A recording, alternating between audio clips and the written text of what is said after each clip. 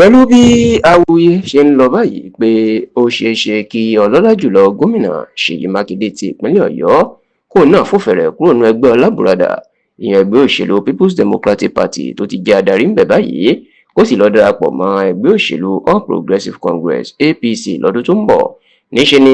gómìnà Ṣèyí Mákindé mà ti sọ̀rọ̀ lẹ́yìn tó pàdé àwọn agbára ẹgbẹ́ òṣèlú All Progressives Congress tí Ṣèyí sì jẹ́ kó dé mọ̀ wípé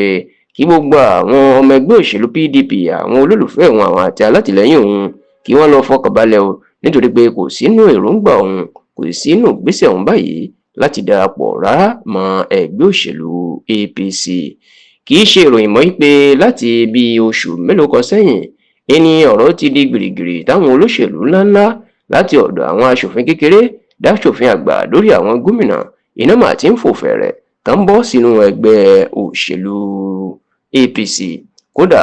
nínú ọdún yìí nìkan béèyàn yóò bá kà á kò dín ní àwọn gómìnà ti ẹgbẹ́ òṣèlú PDP bíi 3 sí 4 tó ti kúrò nínú ẹgbẹ́ òṣèlú náà tí wọ́n ti lọ darapọ̀ mọ́ ẹgbẹ́ òṣèlú APC. ìyẹn àwọn bíi gómìnà Duye Dire ti ìpínlẹ̀ Bayelsa, gómìnà Peter Mbah ti ìpínlẹ̀ Enugu, gómìnà Kefus Agbu ti ìpínlẹ̀ Taraba, gómìnà Umoh Eno ti ìpínlẹ̀ Akwa Ibom. àwọn náà inú ẹgbẹ́ òṣèlú PDP inú gbogbo wọn ti kúrò tó lọ darapọ̀ mọ́ ẹgbẹ́ òṣèlú APC. bẹ́ẹ̀ ni gómìnà ìpínlẹ̀ Delta náà, gómìnà Sheriff Oborevwori, òun náà kúrò nínú ẹgbẹ́ òṣèlú PDP lọ́dún yìí, òun náà darapọ̀ mọ́ ẹgbẹ́ òṣèlú APC. ṣáò pẹ̀lú bó tún ṣe jẹ́ pé gómìnà ìpínlẹ̀ Plateau ìyẹn gómìnà Caleb Mutfwang òun náà mà tún ti wọ́n ti kéde ìpò òun náà tún ti darapọ̀ ní ọjọ́bọ̀ tí ṣe ọjọ́ Thursday ọ̀sẹ̀ tá a wà nínú ẹ̀ yìí. níṣẹ́ ni awuyewuye tí wọ́n ń lọ báyìí pé gómìnà Ṣèyí Mákindé tó jẹ́ pòun nìkan ni gómìnà tí ó kù nínú ẹgbẹ́ òṣèlú PDP lásìkò ìlápá gúúsù Nàìjíríà. níṣẹ́ ni wọ́n mà ní òun náà ti fẹ́ darapọ̀ mọ́ ẹgbẹ́ òṣèlú APC tí ìròyìn ọ̀hún tó sì ti ń lọ gidigidi. kódà àwọn jẹ́ kó dé mọ̀ pé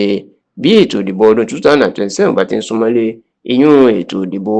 ààrẹ àti ti gómìnà ní Ṣèyí Mákindé yóò darapọ̀ lọ́dún tó ń bọ̀ mọ́ ẹgbẹ́ òṣèlú APC láti lè fa ẹni tí ó ṣe gómìnà ìpínlẹ̀ Ọ̀yọ́ sílẹ̀ nínú ẹgbẹ́ òṣèlú APC.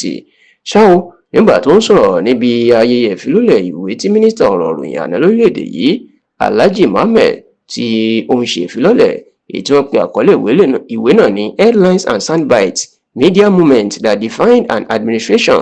ètò wáyé ní gbọ̀ngàn Shehu Musa Yar'Adua Center tó wà ní ìlú Àbújá. ẹni Mákindé ló ti sọ̀rọ̀ yìí lẹ́yìn tó pàdé àwọn ògbónágbòǹgbò ọmọ ẹgbẹ́ òṣèlú APC tó sì jẹ́ kó dì í mọ̀ wípé òṣèlú ò ní káwọn má bára wọn ṣe, ṣùgbọ́n tó jẹ́ kó dì í mọ̀ pé òun ò ní lérò láti darapọ̀ mọ́ ẹgbẹ́ òṣèlú APC o, òun ò sì tíì fẹ́ darapọ̀ mọ́ ẹgbẹ́ òṣèlú APC rárá àti rárá.